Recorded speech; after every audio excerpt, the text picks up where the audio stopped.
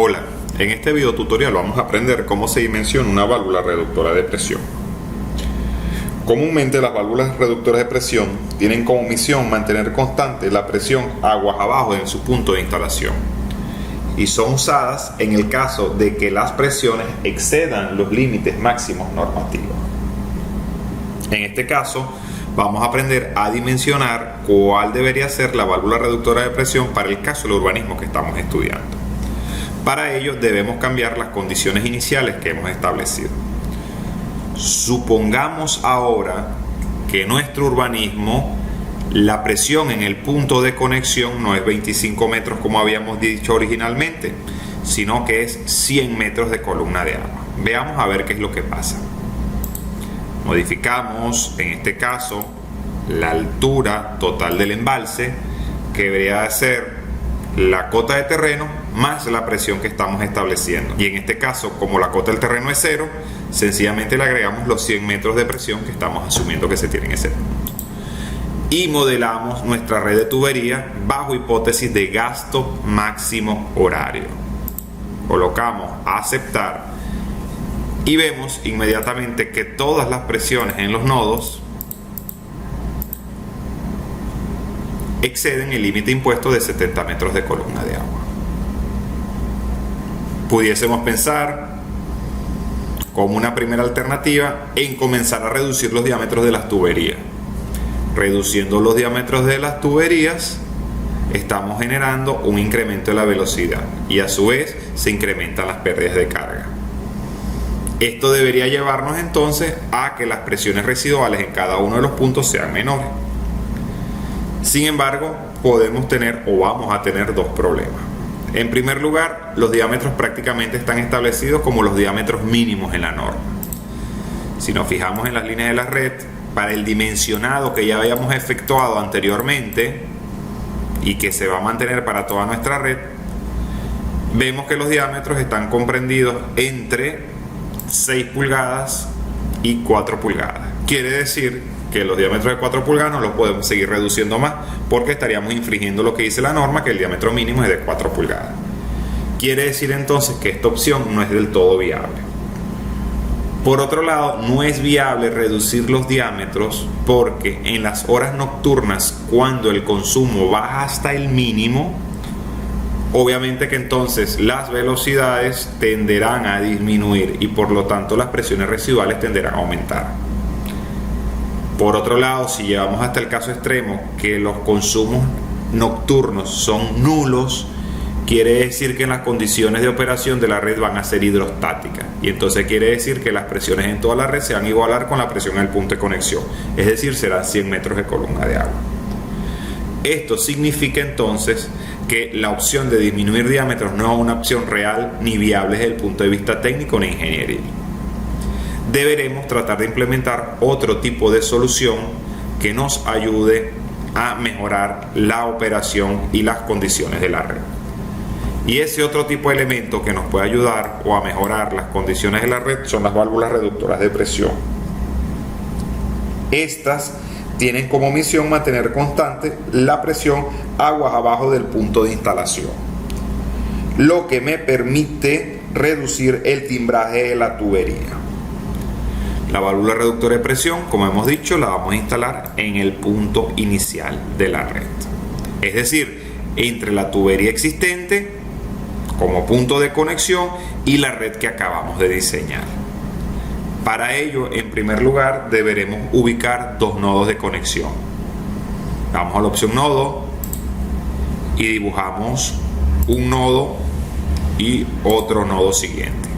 Entre estos dos nodos es que va a estar ubicada nuestra válvula reductora de presión. Lo primero que vamos a hacer es darle valor a esos nodos. En este caso vamos a indicar los valores de cota, mantenemos la cota 0, y demanda. Si no existe ninguna extracción en ese inicio de nodo, la demanda base va a ser 0. Igualmente verificamos en el nodo número 11, introducimos cota de terreno y demanda base. Ubicados estos valores, procedemos entonces a instalar la válvula reductora de presión. Vamos a la opción añadir válvula y vamos a indicar desde qué punto comienza la válvula hasta qué punto finaliza. Tenemos instalada nuestra válvula, hacemos doble clic sobre ella para editar las propiedades e indicamos qué tipo de válvula vamos a colocar. Vamos a colocar una válvula reductora de presión. Vemos que dentro de Epanet tenemos distintas opciones para distintos tipos de válvulas. En este caso vamos a trabajar con una válvula reductora de presión.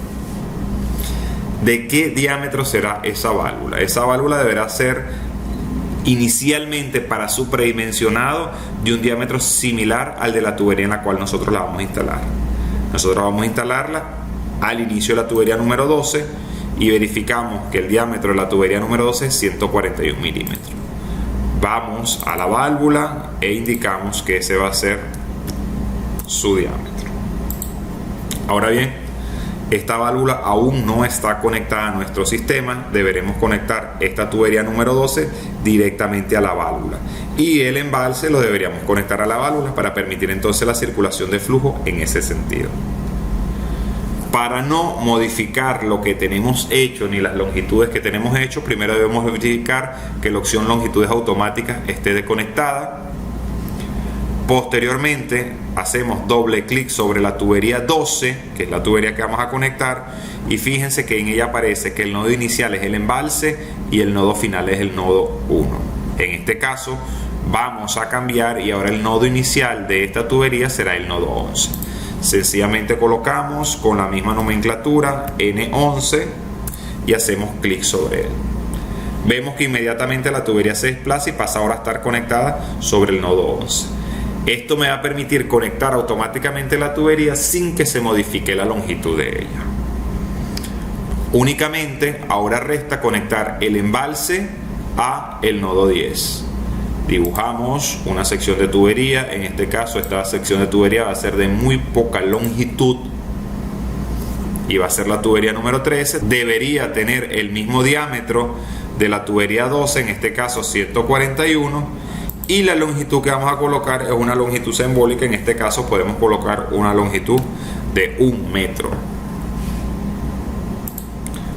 Guardados estos valores, cerramos y volvemos sobre la válvula para ver algunas de las propiedades de ella.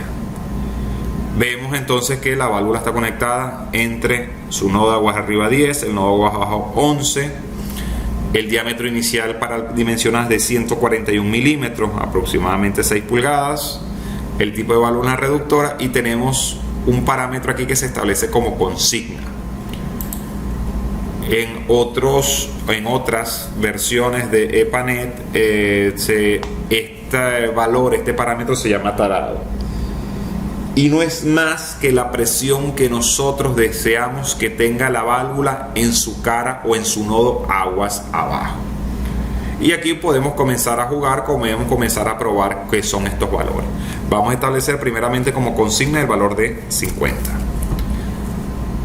Cerramos y vamos a hacer la modelación de nuestra red y vamos a ver qué es lo que obtenemos ahora.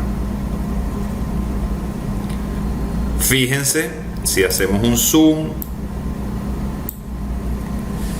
en el sitio de ubicación de la válvula, vamos a ver que automáticamente vemos que 50 es el valor que se obtiene en la brida de aguas abajo de la válvula. Vemos entonces que la presión en la entrada de la válvula es 100 y la presión a su salida es 50. Veamos a ver qué es lo que pasa con los nodos de la red. Únicamente, como hemos dicho, nos interesa la presión y la demanda que la tenemos. Recordemos que estamos trabajando bajo hipótesis de gasto máximo horario, que es el que nos interesa para configurar, en este caso, nuestra válvula reductora de presión. Vemos entonces que todas las presiones están muy cercanas a los 50 metros de columna de agua. Pero también es cierto que altas presiones en la red coayudan en el incremento del caudal de fuga y en el desperdicio de agua en el interior de las edificaciones. De ahí que siempre deberemos tarar la válvula para que opere en el rango inferior de lo permitido por la norma. Quiere decir entonces que deberemos ajustar aún más estos valores de presión que nosotros tenemos aquí. Vamos nuevamente sobre nuestra válvula y vamos a establecer ahora nuestro tarado de la válvula como tal en un valor aún inferior. Y vamos a establecer en este caso nuestro tarado de la válvula en 22 metros de columna de agua. Vamos a ver qué es lo que pasa. Cerramos, modelamos nuevamente y veamos qué es lo que obtenemos en los nodos de la red. Le damos a aceptar y vemos ahora que todas las presiones han bajado. Vuelvo a insistir, el tarado consigna no es más que la presión de salida que nosotros queremos de la válvula. En este caso, la presión de entrada es de 100 metros de columna de agua y la presión de salida es 22. Quiere decir entonces que nuestra válvula reductora de presión está generando en su interior una pérdida de carga de 78 metros aproximadamente. Vemos que ahora sí todas las presiones se aproximan al valor inferior. De hecho, todavía pudiésemos continuar bajando hasta ajustar lo que esté en el límite de 20. En este caso pudiésemos bajar 1,85 metros más la presión de tarado y llegaría hasta ese valor, hasta el valor justo de 20 metros.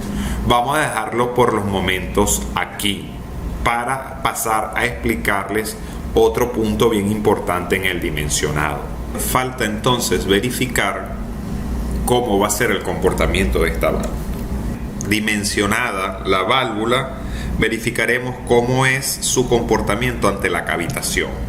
La cavitación es un fenómeno que se produce cuando las presiones en el interior de la válvula bajan abruptamente por debajo de la tensión de vapor. Esto genera que se formen burbujas de vapor de agua que al pasar de zonas de menor presión a zonas de mayor presión colapsan, generando oquedades o debilitamiento del material de la válvula. Esto a su vez puede generar bloqueo de la válvula, lo que se traduce es que a pesar de modificar sus condiciones de operación no se incrementa el caudal de circulación. Veamos entonces a ver cómo es el comportamiento de esta válvula. Lo primero que tenemos que hacer es buscar un manual de fabricante. En este caso yo aquí tengo seleccionado un manual de fabricante de válvulas alemanas, Erhard, en el cual me indica que es un manual de una válvula reductora de presión. Aquí tenemos un esquema, una figura básica y vemos cómo es su funcionamiento. El flujo viene desde el punto A hasta el punto B y pasa a través de este cambio de dirección. Esto es lo que comúnmente se llama una válvula de asiento plano. El ascenso o descenso del piloto y del elemento obturador sobre el asiento es lo que genera una pérdida de carga en su interior y lo que después se traduce en una pérdida de presión o una caída de carga en su interior. Veamos entonces a ver cómo se dimensiona. Lo primero entonces que tenemos que saber es cuánto es la presión de entrada y cuánto es la presión de salida de la válvula. Con apoyo en nuestro modelador vemos que la presión en la entrada es 100 y la presión en la salida es 22. En este caso entonces estamos hablando que tenemos un diferencial de presión de 78 metros. Nos ubicamos en el gráfico de cavitación de la válvula y vemos que en este caso las unidades están leídas en bars. Un bar equivale aproximadamente a 10 metros de columna de agua. Vemos entonces que la presión en la entrada es, vamos a hacer un acercamiento aquí, la presión en la entrada es 10 bar, 100 metros de columna de agua, y vemos que la presión de salida es de aproximadamente 2 bar, o lo que es lo mismo, 2 metros de columna de agua. Vemos que nuestro punto de operación se encuentra aproximadamente en esta zona. De la gráfica podemos inferir que la zona 1 es la zona libre de cavitación y la zona 2 es la zona en la cual si esa válvula se instala se va a generar cavitación, lo cual se traduce en una corta vida útil de la válvula y en problemas con funcionamiento. En este caso entonces quiere decir que esa válvula sí está trabajando adecuadamente para nuestro sistema. Verificado entonces que para el diámetro de 150 milímetros no cavita la válvula, podemos dejar esta planteada como la solución. Queda de ustedes entonces verificar si se puede disminuir aún más el diámetro de esta válvula en aras de disminuir los costos del proyecto. Hasta aquí este tutorial.